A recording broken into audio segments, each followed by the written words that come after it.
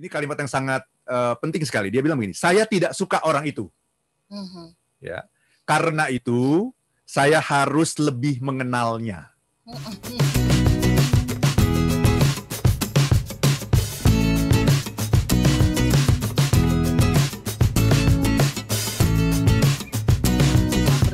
Tadi Bapak mengatakan melihat segala sesuatu dengan kacamata cinta, through the eyes with love begitu.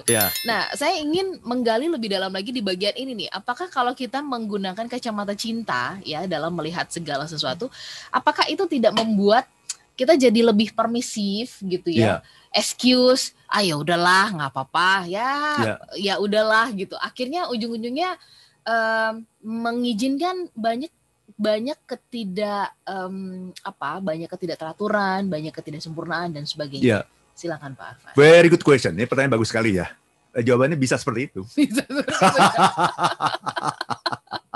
Makanya harus tahu kadarnya gitu. Harus tahu kadarnya. Bisa seperti itu memang gitu. Akhirnya kita jadi permisif karena kenapa? Ketika kita melihat segala sesuatu dengan mata cinta, kita bisa memahami orang gitu.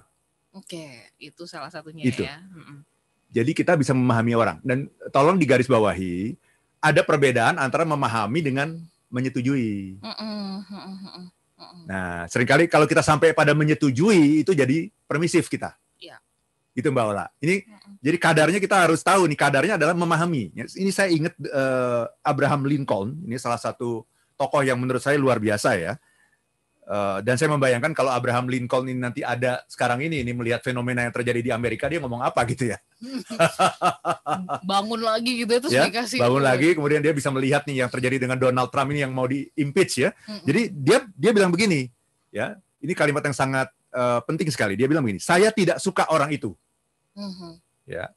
Karena itu saya harus lebih mengenalnya. Saya ulang ya. Saya tidak suka orang itu. Karena itu, saya harus lebih mengenalnya. Jadi justru ketika tidak suka malah harus lebih mengenal. Betul, karena tidak suka itu tanda tidak kenal dan tidak paham. Betul. Nah, dengan kacamata seperti itu, kita jadi paham. Jadi inti dari cinta itu adalah memahami orang lain. Ketika kita paham, kita bisa menerima. Walaupun kita tidak sepakat. Gitu. Tapi kita bisa mengerti. Contoh misalnya, kan tadi saya bicara mengenai Donald Trump, misalnya contoh ya. Donald Trump ini kan terus menolak hasil pilpres gitu. Ya, terus-menerus menolak. Dan puncaknya adalah di tanggal 6 Januari 2021 kemarin nih. Baru minggu yang lalu. Ketika ramai di gedung Capitol. Ya, bayangkan itu. Ini baru terjadi pertama kali dalam sejarah Amerika gitu. Pendukung Trump ini menyerbu gedung Capitol ketika KPU-nya Amerika itu sedang menetapkan bahwa Joe Biden ini memenangkan pemilihan gitu kan. Nah, kemudian diserbu gitu. Sampai ada yang meninggal bahkan gitu ya. Ini tragedi yang terjadi di negara demokrasi gitu. Ya. Jadi kalau saya membayangkan kalau Abraham Lincoln itu hidup kembali gitu melihat seperti ini, dia mau ngomong apa gitu. Tapi saya kira dia tetap akan ngomong yang sama gitu. Saya paham Donald Trump itu seperti apa gitu. Terus pertanyaan bagaimana caranya kita memahami? Iya. Coba kita lihat dari kacamatanya sih. Donald Trump. Jangan dilihat dari kacamata kita. Kalau lihat dari kacamata kita nggak paham. Dan melihat dari kacamata kita itu tanda bahwa kita tidak mau memahami dia. Jadi bahkan orang yang seperti itu saja harus kita pahami. Terus pertanyaan gimana cara memahaminya? Kan seperti itu. Gimana cara memahaminya? Gini, Donald Trump ini kan kalah gitu ya dalam pemilihan presiden. Kemudian dia merasa menang masalahnya gitu. Coba bayangkan ya kalau Mbak Ola misalnya merasa menang nih. Mbak Ola merasa menang. Mbak Ola merasa saya nggak mungkin dikalahkan.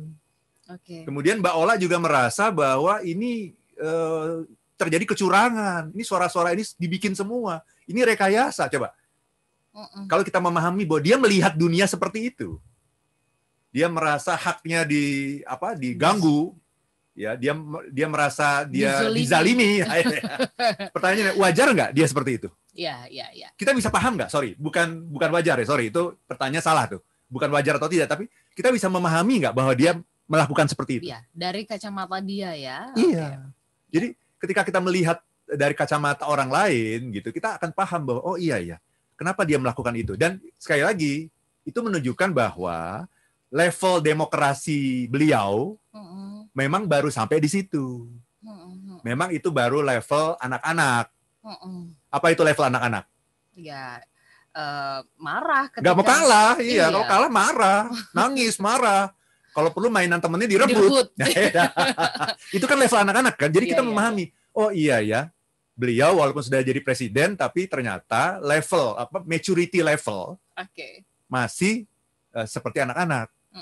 Ya itulah pertumbuhan yang sedang dia alami saat ini. Dan kita mendoakan supaya kejadian-kejadian ini mudah-mudahan akan meningkatkan level of maturity dari Donald Trump.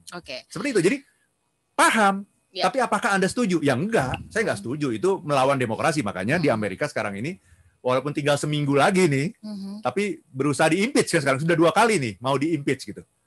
Jadi di-impeach itu kan sebenarnya kalau dipikir buat apa ya? Tapi tinggal beberapa minggu lagi gitu. Udah tunggu aja sebentar juga selesai gitu. Tapi ada sebuah message yang ingin disampaikan di situ bahwa ini against demokrasi gitu. Iya. Itu memang menjadi pukulan yang sangat keras banget ya buat Amerika yang betul. Dan dijadikan kita jadikan dan dunia lain jadikan sebagai kiblat demokrasi. Betul. Bayangkan mereka yang sudah ratusan tahun merdeka masih begitu, masih ada kecolongannya. Masih kecolongan. Mohon maaf nih, Indonesia baru 75 tahun nih. Terus kita mau langsung berharap dewasa semua gitu. Nah, paham kan sekarang kan? Jadi paham sekarang kenapa misalnya di negara kita pun masih banyak yang seperti itu. Masih nyinyir, misalnya kan begitu ya. Misal contoh ya, kalau saya pakai baju murah, ya dibilang apa? Pencitraan gitu ya kan? Kalau saya pakai baju yang branded, bermerek apa? Sombong gitu. Gitu kan? Kalau saya divaksin duluan, egois gitu kan, atau pencitraan juga gitu kan. Kalau saya divaksin belakangan nggak kasih contoh ya. Semua serba salah. Kenapa? Karena dilihat dari kacamata kenyinyiran gitu. Jadi nyinyir mindset gitu, bukan love mindset gitu. Tapi ketika dilihat dari love mindset, semua bisa dipahami. Bahkan orang yang nyinyir sekalipun, kita paham orang yang nyinyir itu pasti sedang menghadapi sebuah tantangan psikologis yang harus dia selesaikan gitu. Jadi paham. Jadi artinya sebenarnya mereka atau yang seperti ini nih belum selesai dengan dirinya sendiri. Betul. Makanya kenapa sulit untuk melihat orang lain dengan kacamata cinta itu ya. Betul. Nah, kalau dengan kacamata cinta, ini bukan kacamata penegak hukum ya lain-lain ya. Kalau dengan kacamata cinta kita biarkan mereka ini untuk belajar gitu sehingga mereka bisa bertumbuh. Karena ketika kita menentang mereka, melawan mereka, bahkan kita memaki mereka, mereka tidak akan bertumbuh. Dan yang lebih jelek lagi, kita pun tidak akan bertumbuh. Kita akan selesai di situ gitu Mbak Ola. Ya. Nah, tapi kan memang Pak Arfan tadi ketika mengatakan kepada kita untuk menggunakan kacamata cinta itu kan tidak mudah ya, tidak perkara yang mudah gitu. Betul. Bagaimana mungkin ya, tadi kita ambil contoh besarnya adalah apa yang terjadi di Amerika lah ya, dengan apa yang dilakukan oleh Donald Trump ya, memprovokasi dan sebagainya, kan gemes, orang pengen marah. Nah, kita ambil contoh itu kalau terjadi di dalam keseharian kita bisa jadi sangat jengkel banget kalau misalkan itu terjadi oleh pasangan kita. Atau putra-putri kita, atau kalau misalkan di lingkungan organisasi itu anak buah kita gitu. Atau kita sendiri yang dianggap menyebalkan. Nah itu gimana cara mengelola perasaan, mengelola pikiran kita gitu, supaya akhirnya tadi seperti yang Pak Arfan katakan, kita memang ujungnya bisa memberikan kesempatan kepada mereka. Nanti dijawab di sesi berikutnya ya, semua listener dan juga sahabat yang bergabung. Tapi saya mau cerita sedikit aja nih. Tadi Pak Arfan mengatakan, jadi kalau orang tuh yang menggunakan kacamata cinta gitu ya, itu selalu membiarkan orang lain tuh bertumbuh. Jadi kayaknya nggak ada kesempatan untuk julid ya. Betul, iya. Nah, saya tuh ketemu dengan narasumber Smart FM juga ya, namanya Mas Arto. Jadi kalau saya suka mengajak dia, saya ingat-ingat gitu di setiap kali perbincangan, kenapa kami nggak pernah membicarakan orang lain ya gitu. Maksudnya julid gitu. Saya bilang, kok kita nggak pernah julid atau ngomongin yang kayak gitu-gitu ya? Iya ya. Emang julid itu apa sih gitu? Nyinyir itu apa sih? Justru dia tidak mengenal kosakata itu. Saking ininya ya. Ya, saking positifnya. Saking positif mindsetnya. Setiap kali berbincang itu selalu melihat, ruang untuk bertumbuh. Ya.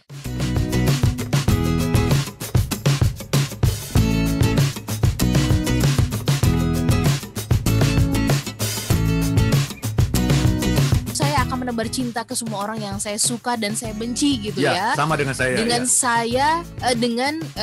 Saya memperbaiki akhlak saya menjadi akhlak mulia. Amin. Setuju sekali. Amin. Akhlakul karimah. Ya. Pikiran pertama, pikiran kedua. Ini harus kita pahami nih Mbak Ola nih. Ya, manusia itu kebanyakan itu yang namanya first thought pikiran pertamanya itu pasti negatif.